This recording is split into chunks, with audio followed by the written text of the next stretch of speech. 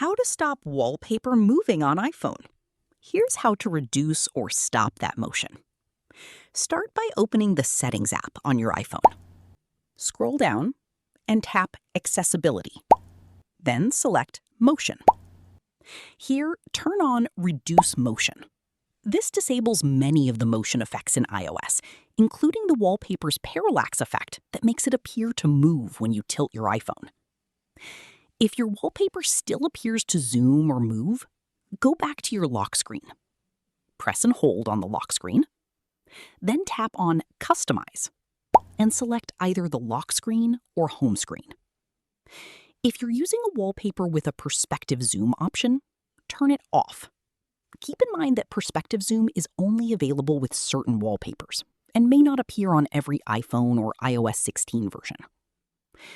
Also, if you're using a live photo or certain dynamic wallpaper styles, some motion effects are expected. Switching to a standard static wallpaper will completely eliminate those animations. That's it. Your wallpaper should now remain still instead of moving as you tilt or unlock your iPhone. If you found this tutorial helpful, don't forget to like this video, subscribe to the channel, and check out more iPhone tips and iOS 16 tutorials.